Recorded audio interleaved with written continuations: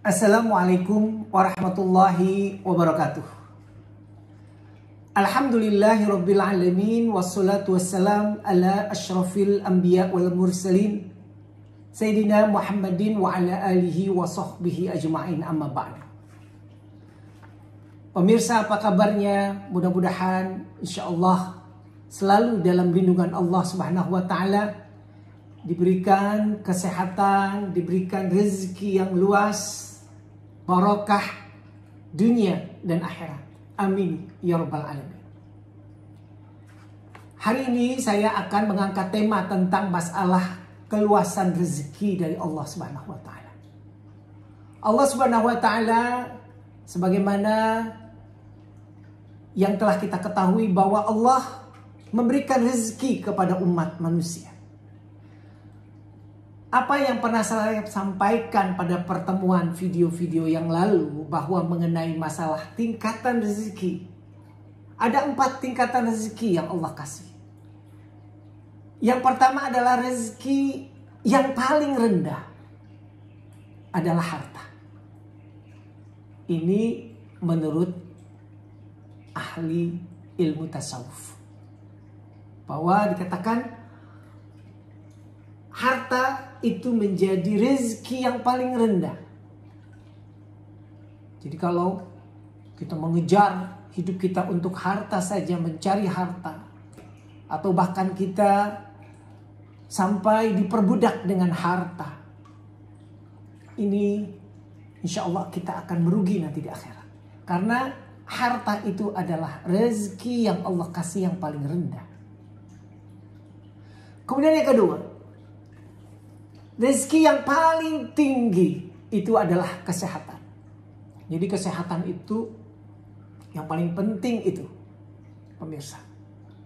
Yang paling tinggi. Karena dengan badan yang sehat, jiwa yang sehat, insya Allah kita bisa melakukan apa saja ibadah kepada Allah, ubudiyah, sholat, puasa. Pekerjaan kita melakukan ibadah umrah, ibadah haji. Kalau sehat walafiat itu senang sekali. Kemudian kita mengerjakan aktivitas kehidupan dunia, menuntut ilmu, berdagang, bekerja. Kalau dikasih badan sehat, Masya Allah, luar biasa. Makanya rezeki yang paling tinggi itu adalah kesehatan. Percuma kalau kita duit banyak, harta banyak, tapi kesehatan terganggu. Niscaya duit uang kita hanya untuk mengobati, habis untuk mengobati kesehatan yang bentar-bentar sakit, bentar-bentar ke rumah sakit, bentar-bentar lagi untuk perawatan. Nah, maka lebih tinggi adalah kesehatan yang Allah kasih rezeki kepada manusia. Kemudian yang ketiga, rezeki yang paling mulia, yang paling kita harapkan, ya, yang paling mulia adalah rezeki kita kalau kita mau punya anak yang soleh dan soleha. Masya Allah, kalau kita punya anak yang soleh soleha, dia selalu mendoakan kepada kedua orang tuanya, ya. Kemudian dia berbuat baik, berbakti kepada orang tua, Masya Allah. Tiada tara bandingnya kenikmatan rezeki yang Allah kasih. Ini adalah kenikmatan yang paling mulia. Rezeki yang paling mulia itu adalah kita mempunyai anak yang soleh dan soleha. Maka kalau kita kepengen punya anak yang soleh-solehah, jangan lupa kita selalu memberikan pendidikan agama sedini mungkin untuk anak-anak kita. Kelak nanti menjadi anak yang soleh dan solehah, insyaallah ta'ala. Pemirsa, kemudian rezeki yang diimpikan, yang disyukuri, yang diharapkan, yang keempat adalah rezeki husnul khatimah. Mengakhiri kehidupan kita di dunia dengan penghabisan yang terbaik, husnul khatimah. Makanya kalau kita berhusnul khatimah, kematian kita nanti di akhirnya insya Allah Allah akan masukkan ke dalam surganya Allah Subhanahu wa taala. Kita selalu berdoa kepada Allah, ya Allah biha, ya Allah biha, ya Allah bihusnil khatimah.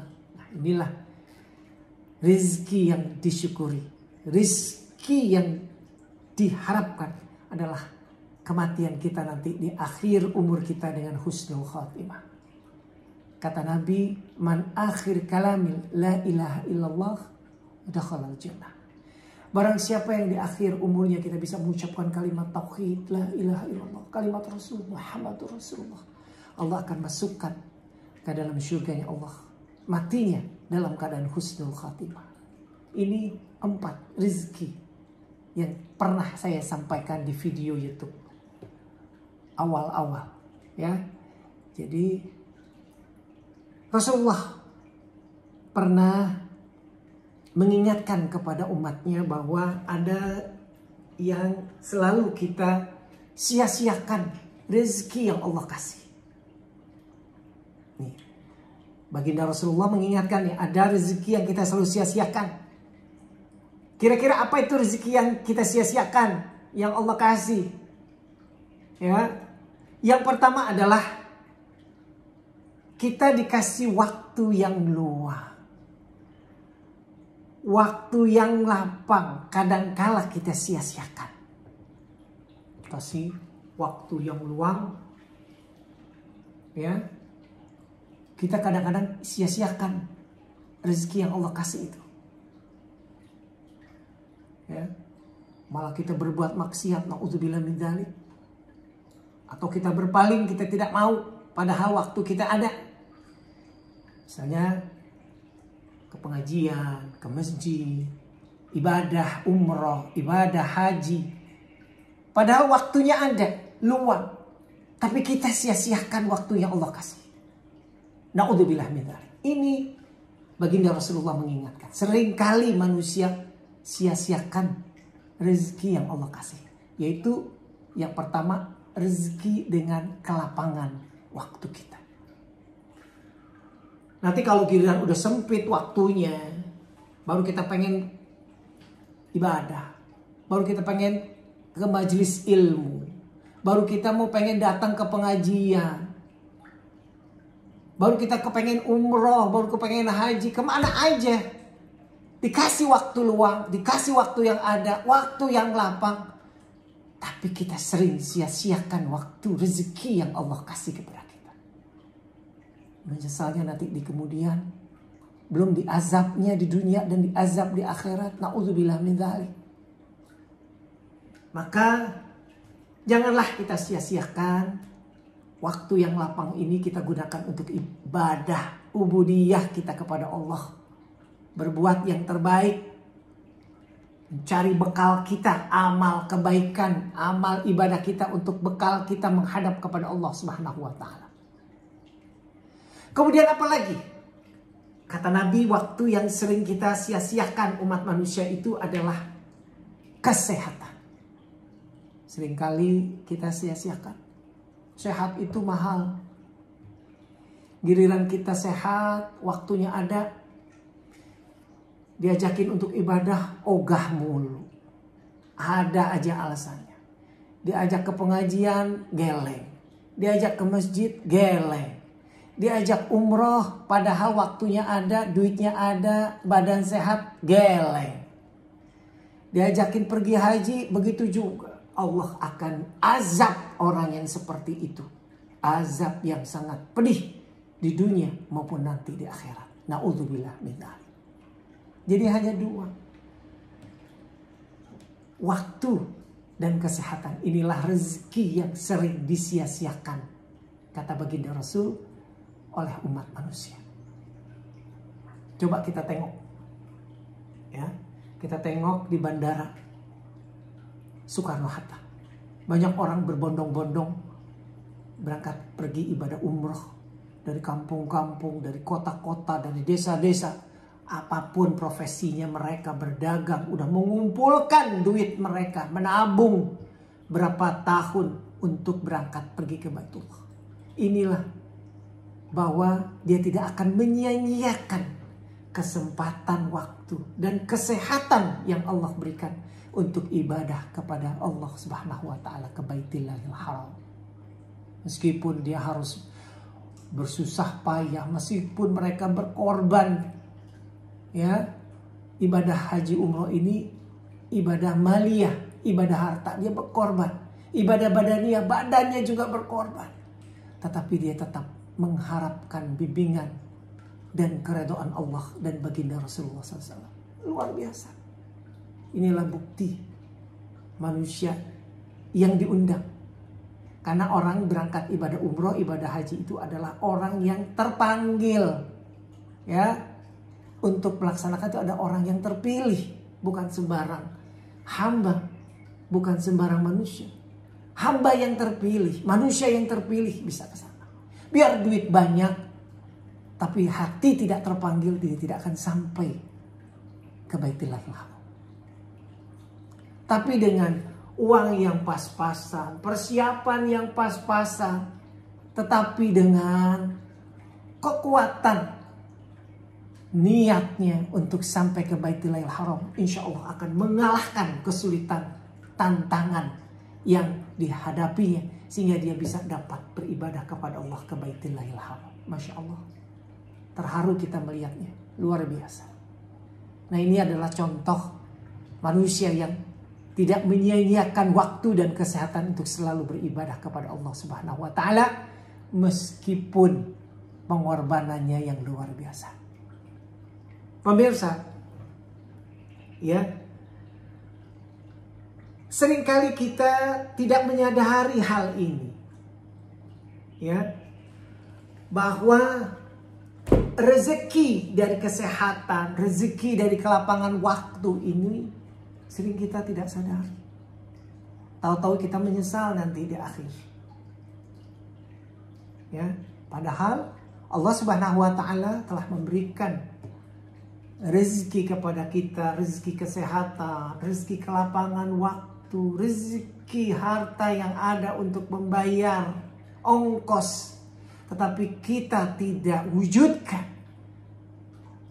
Niscaya Allah akan azab di dunia dan azab di akhirat. Na'udzubillah min dzalik.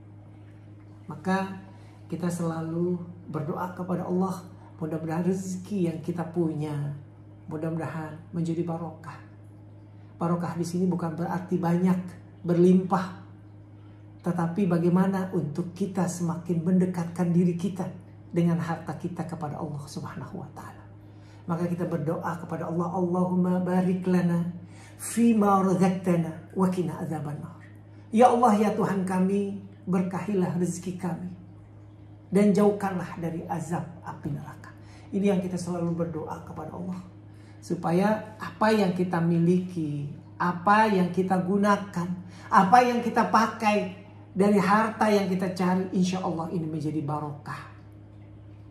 Amin ya rabbal alamin. Di dalam kitab Fathul Bari bahwa baginda Rasulullah SAW bersabda, infakkanlah hartamu, ya, kalau tidak Allah akan hilangkan keberkahanmu. Masya Allah, kita harus infakkan. Perintah baginda Rasulullah, infakkanlah hartamu. Kalau tidak Allah akan hilangkan keberkahan dari rezeki kamu. Masya Allah. Kita diperintahkan untuk berbagi. Jadi kalau kita punya harta itu ukurannya bukan banyak, main banyak-banyakan. Ngumpulin harta. Tetapi bagaimana kita bisa membagi dari harta yang kita punya, berbagi kepada sesamanya, ya, manfaat buat orang lain, barokah ini namanya, ya. Kalau tidak, Allah akan hilangkan keberkahan dari rezeki kamu. Ini sabda baginda Rasulullah SAW di dalam kitab Fathul Bari, dikatakan bahwa kalau orang yang tidak infakkan harta mereka di jalan Allah, Allah akan cabut, Allah akan hilangkan keberkahan dari harta. Na'udzubillah min dzalik. Kalau harta banyak tapi tidak barokah, bawaannya kurang mulu. Dikasih sedikit, banyak, sama aja kurang. Itu adalah tanda keberkahan. Berarti orang tersebut keberkahannya kurang. Atau bahkan hilang keberkahannya karena dicabut oleh Allah Subhanahu wa taala dengan sebab mereka tidak menginfakkan harta mereka yang dimilikinya. Na'udzubillah min dzalik. Kita begitu banyak diberikan rezeki kesehatan yang luar biasa, keluarkan waktu yang selalu kita ada untuk ibadah kepada Allah. Kebahagiaan keluarga, kelengkapan keluarga, semua diberikan kepada Allah. Begitu banyak. Ya. Makanya kita kudu banyak bersyukur kita kepada Allah Subhanahu wa taala. Sebab pahala itu dibayar oleh Allah di dunia dengan rezeki. Kemudian juga ada pahala yang dibayar oleh Allah nanti di akhirat. Jadi gambaran orang yang menginfakkan harta mereka diberikan pahala oleh Allah Subhanahu wa taala, ya. Nanti di akhirat akan dibalas, ya, berlipat ganda, dibayar oleh Allah, dikasih rezeki berlipat ganda di dunia. Jadi apa yang kita berikan, apa yang kita bagi kepada orang yang berhak untuk menerimanya, niscaya Allah akan melipat gandakan, ya, melipat gandakan dari rezeki yang Allah kasih, yang Allah berikan kepada mereka. Masya Allah, tabarakallah, tambah barokah. Makanya dalam Islam itu dikatakan mabadal barakah syai', tidak ada lebih tinggi lagi dari keberkahan. Jadi apa saja yang kita punyai, baik itu ilmu, harta, tenaga, ya, jika kita mendapatkan keberkahan, tidak akan ada lagi selain keberkahan. Punya ilmu barokah, ilmu sedikit kita bagi kepada orang, itu barokah. Kita punya harta gak banyak, harta sedikit kita bagi kepada orang, itu juga menjadi barokah. Kita punya tenaga, kita bantu orang dengan tenaga kita, itu juga menjadi barokah. Jadi apa yang kita kerjakan, apa yang kita miliki di dunia maupun di akhirat, nanti akan dibalas oleh Allah Subhanahu wa taala. Jadi tidak akan ada sia-sia satupun. Allah akan mencatat nilai kebaikan apa yang kita punya, kita bagi untuk semuanya. Mudah-mudahan insya Allah kita termasuk orang yang pandai bersyukur, yang insya Allah Allah akan tambahkan kenikmatan-kenikmatan kita, ya. Dan insya Allah sesuai janji Allah, la in syakartum la azidannakum wa la in kafartum inna adzabi lasyadid. Siapa yang pandai bersyukur, niscaya Allah akan tambahkan kenikmatan-kenikmatan baik di dunia maupun di akhirat. Moga bermanfaat. Billahi taufik wal hidayah. Wassalamualaikum warahmatullahi wabarakatuh.